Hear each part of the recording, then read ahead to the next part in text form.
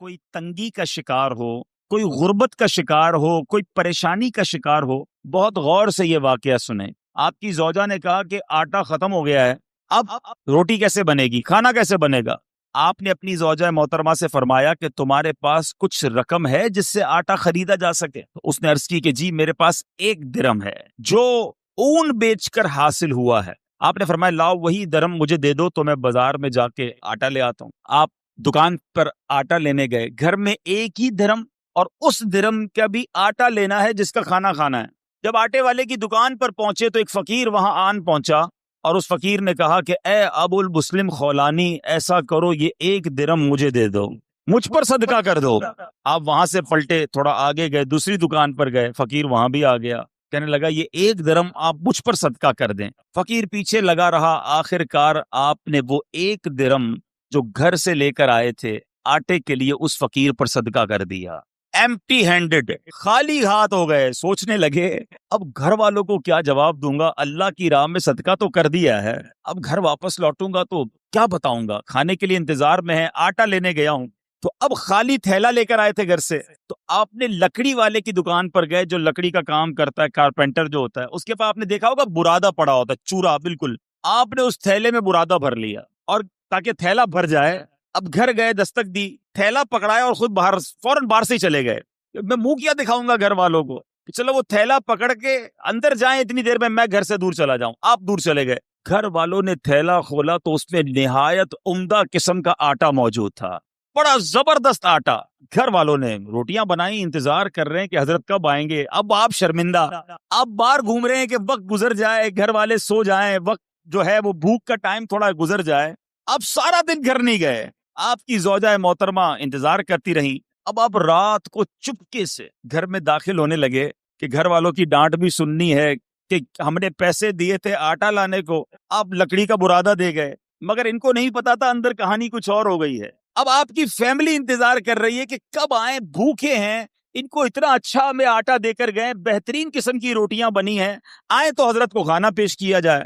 آپ چپکے سے گھر میں داخل ہوئے تو آپ کی زوجہ محترمہ فوراً سامنے آ گئیں۔ اب آپ شرمندہ، مگر آپ کی زوجہ محترمہ بہترین قسم کی روٹیاں انہوں نے سامنے پیش کی۔ آپ حیران ہوئے کہ یہ کہاں سے آیا؟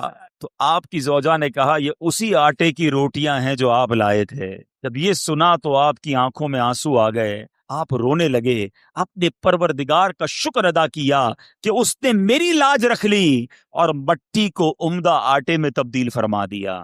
کیوں کرنا میرے کام بنے غیب سے حسن، کیوں کرنا میرے کام بنے غیب سے حسن، بندہ بھی ہوں تو کیسے بڑے کارساز کا۔ اے میرے میٹھے اسلامی بھائیوں اور مدنی چینل کے ناظرین، یاد رکھیے صدقہ دینا، محتاجوں کی مدد کرنا، ان کی خیر خواہی کرنا، یہ اللہ عز و جل کو اس قدر پسند ہے کہ جو مسلمان اخلاص کے ساتھ، دیکھیں یہ ایک شرط ضرور ہے، اخلاص ہونا ضروری ہے، اللہ کی رضا کی نیت ہونا ضروری ہے۔ دکھلاوا، واہ واہ، نام ہو جائے یا کسی کو صدقہ دے کر احسان جتائے، یہ تو الٹا ظلم ہے۔ یاد رکھیے یہ بہت بڑی غلطی لوگ کرتے ہیں، بلکہ قرآن کہتا ہے اے ایمان والو اپنے صدقات کو ضائع مت کرو، احسان جتا کر، تکلیف دے کر۔ اب یہاں کسی کو پیسے دیے، الٹا پھر اس کو یاد دلاتے، یاد ہے نا تمہیں نوکری لگائی تھی، یاد ہے نا تمہیں جناب میں نے قرضہ دیا تھا، وہ دن بھولے تو نہیں جب بچے کی شادی کروائی تھی۔ کتنا ذلیل ہوتا ہوگا شخص، کتنا دل دکھتا ہوگا اس کا۔ تو ذرا غور کیجئے میٹھے اسلامی بھائیوں، کبھی بھی کسی کی مدد کریں، احسان نہیں جتانا، اللہ کے لیے، اللہ کی رضا کے لیے کام کیا تو اخلاص کے ساتھ جو لوگوں کے دل خوش کرتے ہیں، سبحان اللہ، تو اللہ تبارک و تعالیٰ ایسے بندے کو محتاجی کے باوجود کسی کے آگے شرمندہ نہیں ہونے دیتا، بلکہ اس کی سوچ سے بڑھ کر نوازتا ہے۔ بعض اوقات کچھ لوگ صدقہ دیتے وقت، خیرات دیتے وقت، اللہ کی راہ میں خرچ کرتے وقت یہ سوچتے ہیں کہ دوسروں کو دے دیں گے تو ہمارا کیا ہوگا، ہمارے کام کیسے بنیں گے، سب کو بانٹ دیں گے تو ہمارے رزق کا کیا ہوگا۔ غور سے سنیے، حضرت سیدتنا اسماء رضی اللہ تعالی عنہا فرماتی ہیں نبی پاک علیہ الصلوۃ والسلام نے مجھ سے ارشاد فرمایا صدقہ و خیرات مت روکو، سنیے، صدقہ و خیرات مت روکو، کہیں تمہارا رزق نہ روک دیا جائے۔ جو لوگ بعض اوقات تنگی کا شکار ہوتے ہیں نا، وہ چیک کریں، یار میں نے صدقہ خیرات دینا تو نہیں روک دیا، میں نے اللہ کی راہ میں خرچ کرنا تو نہیں روک دیا، یہ خرچ کرنا ہی ملٹیپلائی کر کے واپس لاتا ہے۔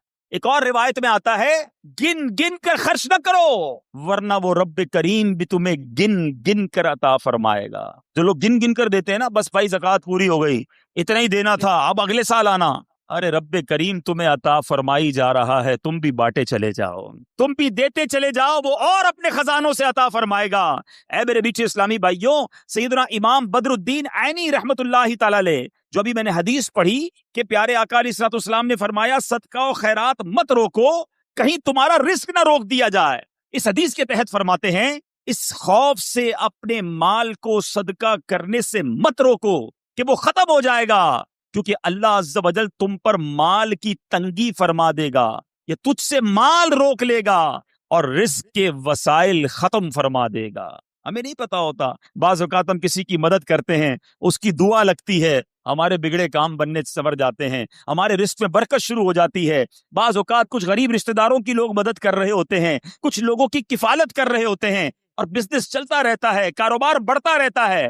اس میں ہماری کوئی عقل، ہماری کوئی ہوشیاری، ہمارا کوئی کمال نہیں ہوتا۔ کیا معلوم جس کو تم کفالت کر رہے ہو، ہر مہینے جس کے گھر کھانا پہنچا رہے ہو، یہ اسی کی دعائیں ہیں جو تمہارا رزق بڑھتا چلا جا رہا ہے، یہ اسی کی دعائیں ہیں جو تمہیں ترقی ملتی چلی جا رہی ہے۔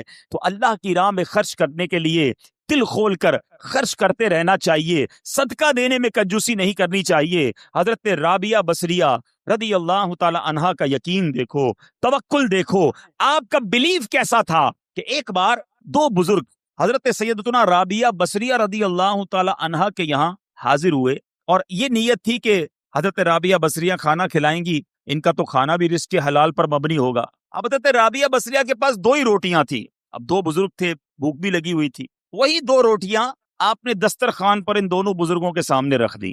ابھی روٹیاں رکھی تھی کہ دروازے پر دستک ہوئی، کسی سائل نے کہا کہ اللہ کے نام پر مجھے کچھ دیا جائے۔ حضرت رابعہ بصریہ نے مہمانوں کے آگے سے دو روٹیاں اٹھائیں اور اس سائل کو دے دی۔ مہمان ہکے بکے کہ ہم دسترخوان پر بیٹھے ہیں، ہمیں بھی بھوک لگی ہے، دو ہی روٹیاں تھی، دونوں اٹھا کر دے دی۔ مگر یقین دیکھو، اللہ غنی، ابھی وہ حیرت زدہ ہیں کہ تھوڑی دیر میں دروازے پر پھر دستک ہوتی ہے، ایک کنیز بہت سی گرم روٹیاں لے کر حاضر ہوئی اور عرض کی یہ میری مالکہ نے آپ کے لیے بھجوائی ہیں۔ حضرت رابعہ بصریہ نے روٹیاں گننا شروع کی، وہ روٹیاں 18 تھیں۔ آپ نے کہا یہ روٹیاں میری نہیں ہیں۔ کنیز جی حضور آپ کے لیے بھجوائی، کہا میری نہیں ہے، واپس لے جاؤ۔ وہ بزرگ دیکھ رہے ہیں، 2 گئیں، 18 آ گئیں، 18 بھی واپس لوٹا دیں۔ جب مالکن کے پاس وہ کنیز لے کر روٹیاں پہنچتی ہے اور کہتی حضرت رابعہ بصریہ نے تو واپس لوٹا دی ہیں، کہا روٹیاں کتنی ہیں؟ کہا 18۔ کہا یہ 2 بچ گئی تھی، یہ بھی ساتھ ملا کر لے جاؤ۔ واپس جاتی ہے، حضرت رابعہ بصریہ کو پھر پیش کرتی ہے کہ میری مالکن نے پیش کی ہے۔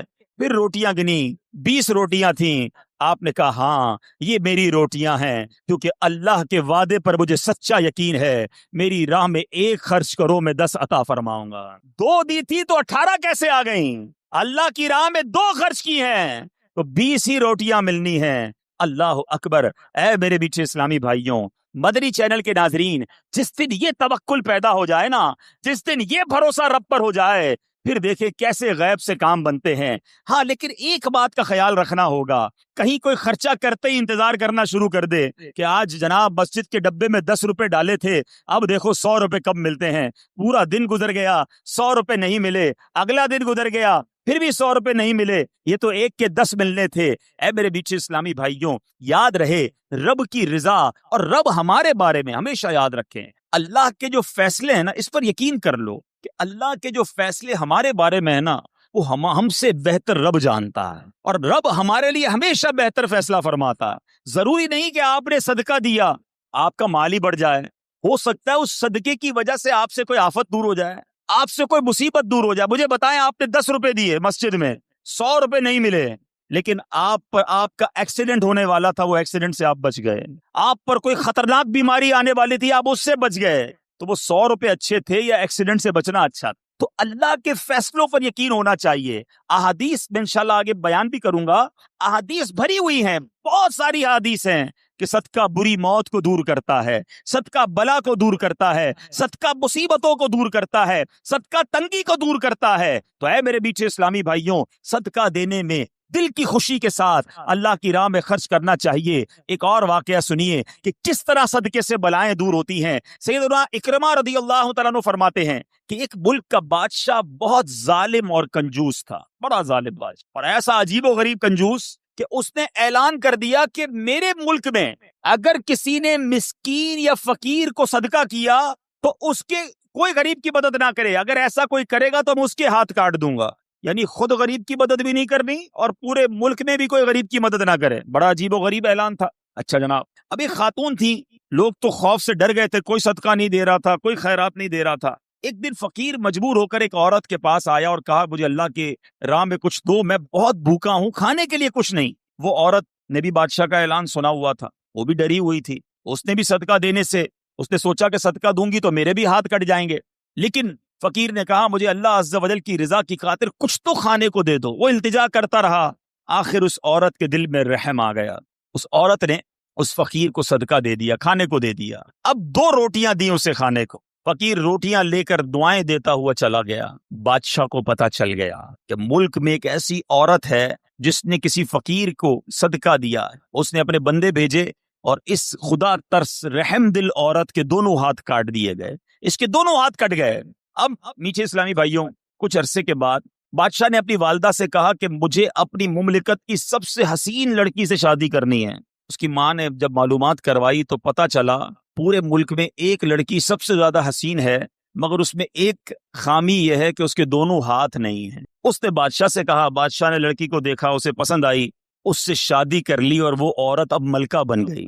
جس نے 2 روٹیاں صدقہ کی، ہاتھ کٹ گئے، اب وہ بادشاہ کی زوجہ بن گئی۔ بڑی زندگی آرام سے گزرنے لگی، مگر ایک اور امتحان اس کی زندگی میں باقی تھا۔ پھر کیا ہوا کہ ایک مرتبہ، کیونکہ اور بھی اس کی بیویاں تھیں بادشاہ کی، نئی نویلی دلہن کے ساتھ بادشاہ بہت وقت گزارتا، بڑی نوازشات کرتا، دوسری جو بیویاں تھیں وہ حسد کرتی تھی۔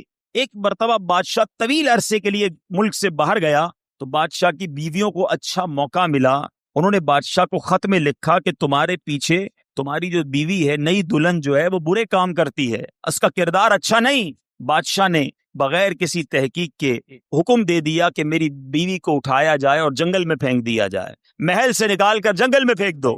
اب وہ عورت جنگل میں پہنچ گئی، بیابان جنگل تھا، اس کا ایک بیٹا بھی ہو گیا تھا بادشاہ سے۔ اب اتنی دیر میں میرے میٹھے اسلامی بھائیوں، وہ عورت اس جنگل میں نہر میں پانی پینے کے لیے جھکی تو اس کے ہاتھ سے وہ بچہ بھی پانی میں گر گیا، زور زور سے رونے لگی، بچہ بھی پانی میں ہے، دونوں ہاتھ بھی نہیں ہیں، پکارے تو کسے پکارے؟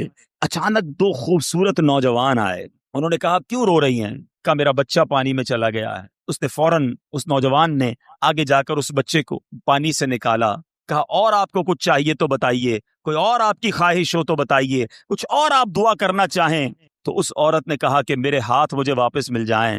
ان نوجوانوں نے دعا کی، اللہ تعالیٰ نے دونوں ہاتھ بھی اسے واپس کر دیے۔ اب ان نوجوانوں نے اس عورت کو کہا کہ آپ جانتی ہیں ہم کون ہیں، ہم دونوں کون ہیں؟ عورت نے کہا میں تو نہیں جانتی، البتہ یہ معلوم ہے آپ کی برکت سے میرا بچہ بھی مل گیا، میرے ہاتھ بھی واپس آ گئے۔ وہ 2 نوجوان کہتے ہیں ہم تیری وہی 2 روٹیاں ہیں جو تو نے غریب سائل کو دی تھیں۔ صدقہ اللہ کی راہ میں خرچ کرنا کب کہاں کام آتا ہے۔ اس عورت کو 2 روٹیوں کے بدلے 20 روٹیاں نہیں ملیں، حضرت رابعہ بصریہ کو 20 روٹیاں ملی تھیں۔ ہو سکتا ہے کوئی کیلکولیشن کرنے والا کہے یار میں 1000 روپے دوں گا 1 لاکھ روپے مل جائیں گے، نہیں ملے، مگر اس کو ہاتھ واپس مل گئے، بچہ واپس مل گیا۔ کیا معلوم مجھ پر اور آپ پر کوئی بلا آنے والی ہو، کوئی مصیبت آنے والی ہو، کوئی بیماری آنے والی ہو، اگر اللہ کی راہ میں صدقہ دیں، کسی غریب کی مدد کریں اور اس کے دل سے دعا نکلے اور اللہ کریم ہم سے وہ مصیبت کو ٹال دے تو اے میرے بیچ اسلامی بھائیوں، مدری چینل کے ناظرین جو آج کورنگی میں مجھے سن رہے ہیں، بعض اوقات جب صدقہ اور خیرات کی بات آتی ہے تو بعض لوگوں کے ذہنوں میں یہ بات آتی ہے میں تو خود غریب ہوں، میں تو خود پریشان ہوں، میں تو خود نوکری کرتا ہوں، میں تو خود کرائے کے گھر میں رہتا ہوں، ارے میں صدقہ اور خیرات کیسے دوں؟ یہ غلطی ہے میرے بیچ اسلامی بھائیوں۔ یاد رکھیے اللہ تبارک و تعالیٰ کی بارگاہ میں اخلاص دیکھا جاتا ہے، رب کی بارگاہ میں کوانٹٹی نہیں کوالٹی دیکھی جاتی ہے۔ کوئی لاکھوں صدقہ کرے، اخلاص نہیں، اس کے صدقے کا کوئی فائدہ نہیں۔ کوئی 1 روپیہ صدقہ کرے اور اللہ کی رضا کے لیے اخلاص کے ساتھ کرے، کیا معلوم وہی روپیہ اس کی مغفرت کا ذریعہ بن جائے۔ تو نیت بارگاہ الہی میں دیکھی جاتی ہے، یہ گویا اللہ سے کاروبار ہے۔ اس کو خرچ کرتے وقت دل میں ملال نہ لانا، اللہ نے تھوڑے دیے ہیں تھوڑے خرچ کرتے رہو، جب وہ زیادہ عطا فرمائے زیادہ خرچ کرتے رہو، اللہ کی راہ میں خرچ کرتے رہا کرو، وہ رب کریم تمہارا ملٹیپلائی کر کر بہت زیادہ بڑھا کر تمہیں عطا فرمائے گا۔ اے میرے بیچ اسلامی بھائیوں، قرآن مجید فرقان حمید میں صدقہ دینے والے، اللہ کی راہ میں خرچ کرنے والوں کے کیسے کیسے فضائل بیان ہوئے، سبحان اللہ۔ قرآن صدقہ کرنے والوں کی تعریف اور صدقہ کرنے کی ترغیب دیتے ہوئے کیا ارشاد فرماتا ہے، چنانچہ پارہ 27 سورہ حدید آیت نمبر 18 میں اللہ تبارک و تعالی فرماتا ہے، ان المصدقین والمصدقات واقرضوا اللہ قرضا حسنا یضاعف لهم ولهم اجر کریم۔ ترجمہ کنز ایمان، بے شک صدقہ دینے والے مرد اور صدقہ دینے والی عورتیں اور وہ جنہوں نے اللہ کو اچھا قرض دیا، ان کے دونے ہیں اور ان کے لیے عزت کا ثواب ہے۔ اسی طرح حدیثوں میں صدقے کے کیسے فضائل، اللہ اللہ، نبی پاک علیہ الصلوۃ والسلام فرماتے ہیں صدقہ برائی کے 70 دروازے بند کرتا ہے۔ پتہ نہیں کون کون سی برائی میرے پاس آنے والی ہو، میرے گھر میں کون کون سی برائی آنے والی ہو، صدقہ دیا اور وہ برائی کا دروازہ بند ہو جائے۔ پیارے آقا علیہ الصلوۃ والسلام فرماتے ہیں جو اللہ عز و جل کی رضا کی خاطر صدقہ کرے تو وہ صدقہ اس کے اور آگ کے درمیان آڑ بن جاتا ہے۔ جہنم کی آگ اور بندہ صدقہ دینے کے والے کے درمیان یہ پردہ ہو جائے گا، یہ آڑ بن جائے گا۔ نبی پاک علیہ الصلوۃ والسلام فرماتے ہیں صدقہ دو، اے بیماروں جو مجھے سن رہے ہو، جو یہاں بیمار بیٹھے ہیں، جن کے گھروں میں بیمار ہیں، جو مدنی چینل کے ناظرین مجھے سن رہے ہیں، سنو میرے آقا علیہ الصلوۃ والسلام فرماتے ہیں صدقہ دو اور صدقے کے ذریعے اپنے مریضوں کا مداوا کیا کرو، بے شک صدقہ حادثات اور بیماریوں کی روک تھام کرتا ہے اور یہ تمہارے اعمال اور نیکیوں میں اضافے کا باعث ہے۔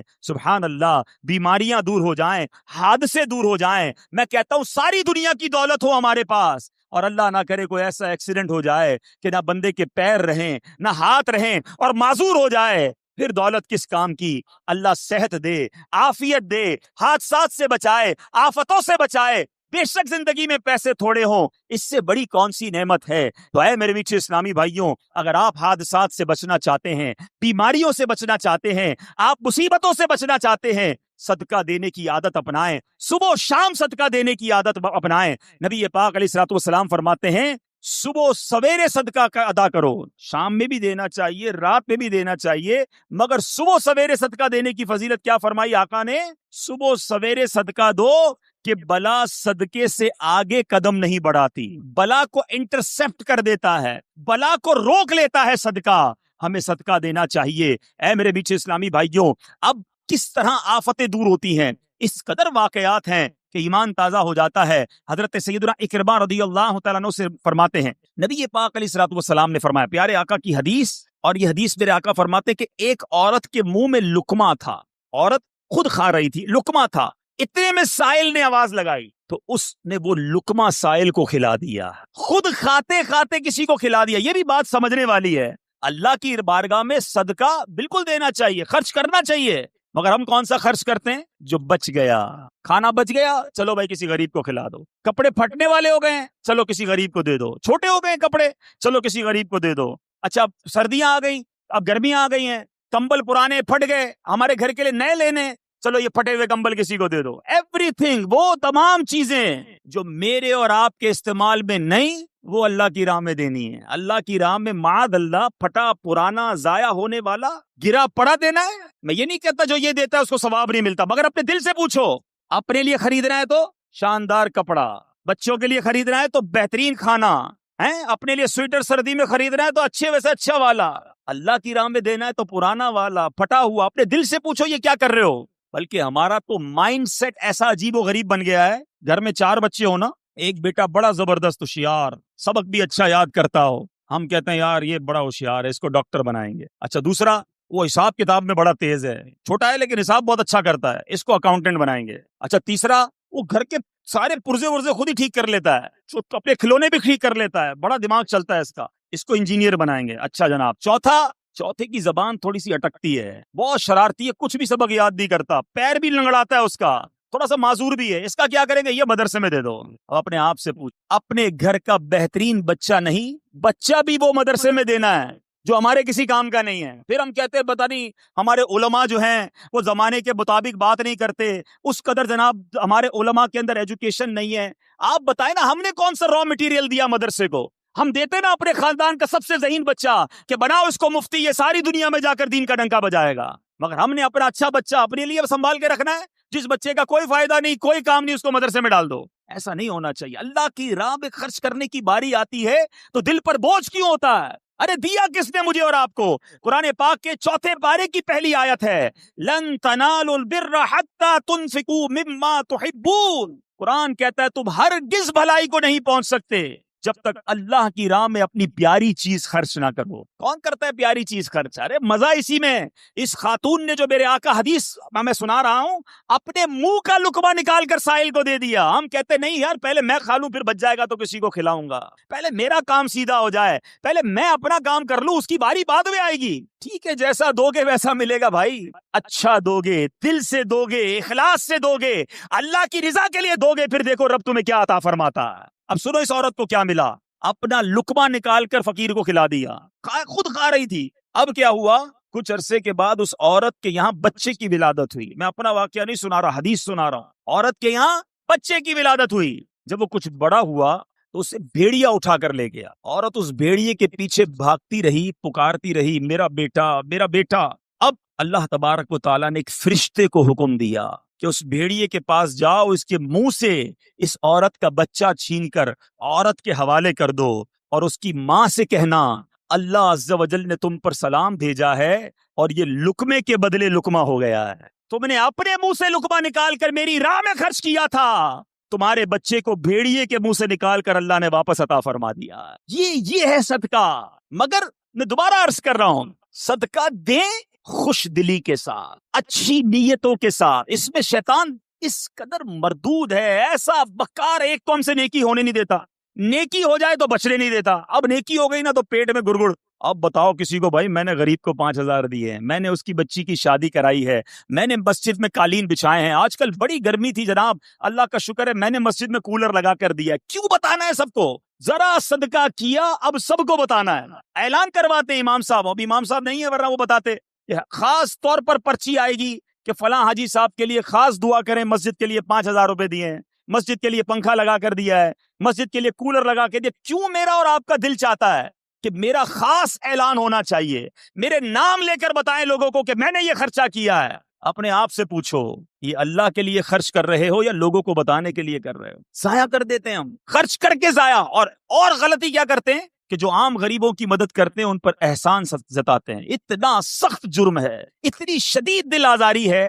میں ایک واقعہ نہیں بھولتا, ایک بزنس مین تھے, ان کے پاس گیا اور ہم گئے تھے دعوت اسلامی کی احتیاط کے لیے. بہت پیسے والا شخص تھا. ہم بیٹھے تھے, چائے لے کر اس کا ایک ملازم آیا. اب یقین کریں اس بندے نے اس ملازم کے سامنے کہا کہ میں نے اس کی بچی کی شادی کروائی ہے, اس کو گھر دلوایا ہے, پوچھیں اس سے. آپ مجھے کہتا پوچھیں اس سے. میں اس ملازم کو دیکھ رہا تھا, یعنی ایسا فیل ہو رہا تھا کہ اس کا جی چاہ رہا تھا زمین پھٹے اور میں اندر چلا جاؤں گا. آپ کیا چاہتے ہیں یہ کہہ کر؟ اپنے صدقے دے کر کسی کو ذلیل کرنا چاہتے ہیں؟ اپنے بارے میں سوچو نا, کہ مجھے کبھی کسی سے مدد لینے کی ضرورت پڑے اور مجھے بعد میں وہ کہے کہ میں نے تمہارے ساتھ 4 آدمیوں کے سامنے کہے تمہارے ساتھ یہ بھلائی کی تھی, تو بندہ کتنا افسردہ ہو کہ یار میں نے اس سے کیا مدد لے لی, یہ تو جب دیکھو مجھے ذلیل کرتا. یہ بہت بڑی غلطی ہے. یہ صدقہ تو گیا, صدقہ تو ضائع ہو گیا. قرآن کہتا ہے اپنے صدقوں کو ضائع مت کرو, الٹا گناہ ہو گیا, آپ نے دل آزاری کی, اسے ذلیل کیا. اللہ اکبر. امہات المومنین حضرت عائشہ صدیقہ رضی اللہ تعالیٰ عنہ, اور ایک اور ہماری اپنی حضور کا طریقہ سنو, اسلاف کیسے تھے. اللہ اکبر. وہ جب کسی اپنے غلام کو پیسے دیتی نا, کہتی جاؤ کسی غریب کو صدقہ کر کے آؤ, تو کہتی اس سے ہمارے لیے اس صدقے کے بدلے دعا نہ کروانا. کیوں؟ کہ صدقے کا بدلہ اللہ سے لیں گے. اچھا اگر وہ کوئی دعا دے دیتا تو کہتی دعا نوٹ کروا کے آنا, نوٹ کر کے آنا. اب وہ غلام آ کے بتاتا کہ اما حضور میں نے ایک غریب کو پیسے دیے, آپ کا دیا ہوا صدقہ دیا, اس نے آپ کو یہ والی 4 دعائیں دی ہیں. آپ ہاتھ اٹھاتی اور وہی 4 دعائیں اس غریب کے حق میں کرتی, فرماتی دعا کا بدلہ دعا ہو گیا, صدقے کا ثواب اللہ سے لیں گے. یہ مائنڈ سیٹ کہ ہم کسی سے کیوں مدد چاہیں, ہم کسی سے رپلائی کیوں چاہیں. ہمارا ایک اور طریقہ کیا ہوتا ہے, اچھا یا تو احسان نہیں جتائیں گے نا, تو صدقہ دے کر کیا کہیں گے, اب جس کو صدقہ دیا نا یا جس کی مدد کی، گھر بنا دیا، شادی کر دی، قرضہ دے دیا، اب دل میں تمنا ہوگی میں جب بھی جاؤں نا یہ میری عزت کرے، میری رسپیکٹ کرے، مجھے چائے پہ بلائے، میں اس کے گھر جاؤں تو اسپیشل طریقے سے بٹھائے مجھے۔ یہ کیوں تمنا ہے کہ جو میں نے صدقہ دیا ہے اس کا رپلائی ملے؟ بلکہ یہاں تک ہوتا ہے کسی کو عمرے پہ بھیج دے نا، کوئی مدینے بھیج دے، عمرے پہ بھیج دے، ہر چکر میں میرے لیے دعا کرنا، ہاں میرے نام کا عمرہ کرنا، بار بار سرکار کی بارگاہ میں میرا سلام پیش کرنا صلی اللہ تعالی علیہ وسلم۔ خود سوچئے کہ آپ جو دے رہے ہیں اس کا بدلہ چاہ رہے ہیں، ارے آپ دے دیجئے اور اللہ سے بدلے کی امید رکھیے، اور رب کریم بہترین بدلہ عطا فرمائے گا۔ تو بہرحال میرے بیچ اسلامی بھائیوں، آج یہ ذہن بنا لیجئے کہ ہم نے انشاءاللہ ہر حال میں، غربت میں، تنگی میں، فراخی میں، کشادگی میں، ہر عالم میں انشاءاللہ ہم صدقہ اور خیرات کرتے چلے جائیں گے۔ اعلیٰ حضرت امام اہل سنت نے دیکھو کیسے فوائد لکھے، سنتے جائیے، جھومتے جائیے اور زور زور سے سبحان اللہ کہتے جائیے۔ اعلیٰ حضرت فرماتے ہیں صدقہ دینے سے عمریں زیادہ ہوں گی، رزق کی وسعت اور مال میں کثرت ہوگی، اس کی عادت سے کبھی محتاجی نہ ہوگی، خیر و برکتیں پائیں گے، آفتیں بلائیں دور ہوں گی، بری قضا ٹلے گی، 70 دروازے برائی کے بند ہوں گے، 70 قسم کی بلا دور ہوگی، ان کے شہر آباد ہوں گے، شکستہ حالی دور ہوگی، خوف اندیشہ زائل اور اطمینان خاطر حاصل ہوگا، مدد الہی شامل ہو جائے گی، رحمت الہی ان کے لیے واجب ہوگی، ملائکہ ان پر درود بھیجیں گے، رضا الہی کے کام کریں گے، ان کے گناہ بخشے جائیں گے، مغفرت ان کے لیے واجب ہوگی، ان کے گناہوں کی آگ بجھ جائے گی، روز قیامت دوزخ سے امان میں رہیں گے، آتش دوزخ ان پر حرام ہوگی، اور اللہ نے چاہا تو نبی پاک کی نالین کے صدقے سب سے پہلے داخل جنت ہوگا۔ کیوں نہ صدقہ و خیرات کریں، پھر کیوں نہ اللہ کی راہ میں خرچ کریں؟ ارے دیا بھی رب نے ہے، میرے اور آپ کے پاس تو کچھ بھی نہیں نا اپنا، کس نے دیا ہمیں؟ اللہ نے دیا، اللہ نے دیا، اسی کی راہ میں خرچ کریں، پھر وہ انعام بھی دے، ملٹیپلائی کر کے عطا بھی کرے، پھر بھی ہم کنجوسی کریں، ایسا نہیں کرنا چاہیے۔ اور جو بانٹنے والا، پہلے ایک تعریف آج سمجھ لیں، 4 قسم کے لوگ ہوتے ہیں۔ ایک ہوتا ہے جواد، جس کی عادت ہوتی ہے جھوٹ، ایک ہوتا ہے سخی، جواد کے بعد آتا ہے سخی، پھر کنجوس جس کو عربی میں بخیل کہتے ہیں، اور ایک اس سے بھی نیچے کا درجہ ہے جس کو کہتے ہیں شوہ۔ ٹھیک ہے، اب ان چاروں کی تعریف سمجھ لیں۔ جواد کون ہوتا ہے؟ جواد وہ ہوتا ہے جو اپنی ذات پر خرچ نہ کرے، دوسروں پر خرچ کرتا رہے، اور ہمارے آقا جواد ہیں۔ نبی پاک اعلیٰ حضرت لکھتے ہیں نا، واہ کیا جود و کرم ہے شہ بطحا تیرا، نہیں سنتا ہی نہیں مانگنے والا تیرا۔ آقا بانٹتے بانٹتے بانٹتے، یہاں تک روایتوں میں لکھا کہ نبی پاک کے پاس کوئی ظاہری نعمت ہوتی، صحابہ آتے، نبی پاک بانٹتے رہتے، اب ظاہری نعمت ختم ہو گئی، اب کوئی سائل آ جاتا، آقا یہ نہ فرماتے میرے پاس ختم ہو گیا ہے، نہیں ہے، فرماتے جاؤ فلاں دکان سے میرے نام سے خرید لو، اس کو رقم میں ادا کر دوں گا۔ جواد، نہیں سنتا ہی نہیں مانگنے والا تیرا، اس وصف تک تو شاید ہم نہ پہنچ سکیں۔ اب آتے ہیں سخی۔ سخی کیا ہے؟ سخی کی تعریف یہ ہے جو اپنی ذات پر بھی خرچ کرے اور دوسروں پر بھی خرچ کرے، یہ بندے کو بننا چاہیے، سخی ہونا چاہیے۔ پھر آتے ہیں بخیل، کنجوس۔ کنجوس یہ جو اپنی ذات پر خرچ کرے، کسی اور پر خرچ نہ کرے، بس میں اپنا ہی کروں گا، کسی اور کا نہیں، زکوٰۃ بھی نہ دے، پورے صدقے بھی ادا نہ کرے، یہ ہے بخیل۔ اور چوتھا اس سے بھی گیا گزرا، وہ کون ہے؟ شح، عربی میں کہتے ہیں وہ شخص ہے، انگریزی میں اسے کہتے ہیں سٹنجی، مجھے اردو کا لفظ نہیں مل رہا، مکھی چوس کہہ لیں اس کو، واللہ عالم۔ وہ شخص ہے جو نہ اپنی ذات پہ خرچ کرے نہ کسی اور پر خرچ کرے۔ ایسے بھی ہوتے ہیں، خود بھی فقیر، اتنا پیسہ ہے، اپنے اوپر بھی خرچ نہیں کرنا، کپڑے بھی نہیں سلوانے، کھانے بھی نہیں پکانے، بچوں کو بھی نہیں دینا، باہر بھی نہیں دینا۔ ایسے لوگوں کے تو پھر بچے بھی انتظار کرتے ہیں کہ کب ابا جائیں گے دنیا سے، تو پھر ہماری باری آئے گی۔ تو اللہ ہمیں بخیل اور شو ہونے سے بچائے، سخاوت کی نعمت عطا فرمائے۔ اب حدیث سناتا ہوں، یہ دونوں تعریفیں کیوں بیان کی؟ حدیث پاک سنیں گے تو آپ کو سمجھ آئے گا کہ سخاوت اللہ کو کتنا پسند ہے اور سخی اللہ کو کتنا پسند ہے۔ ان ابی ہریرہ قال قال رسول اللہ صلی اللہ علیہ وسلم السخی قریب من اللہ، قریب من الجنہ، قریب من الناس، بعید من النار۔ سخی جو ہے وہ 3 چیزوں کے قریب، ایک سے دور ہوتا ہے۔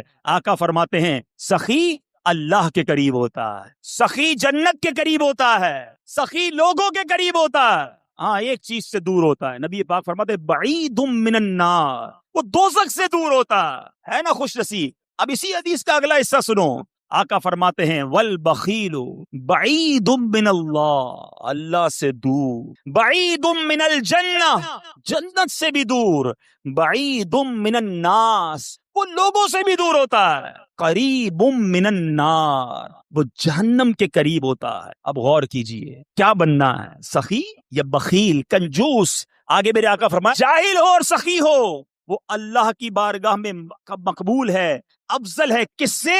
کہ سخی ہو، کنجوس ہو مگر عابد ہو، عبادت گزار ہے، ایک طرف جاہل ہے مگر وہ جاہل سخی ہے، عبادت گزار کنجوس ہے، وہ اللہ کو پسند نہیں ہے، سخی ہے مگر جاہل ہے، وہ اس کی نسبت اللہ کی بارگاہ میں افضل ہے۔ تو اے میرے میٹھے اسلامی بھائیوں، سخاوت کا وصف اپنے اندر رکھیے۔ ایک بڑی پیاری بات، کسی عالم سے پوچھا گیا کہ یہ بتائیے کہ سخاوت بہتر ہے یا شجاعت؟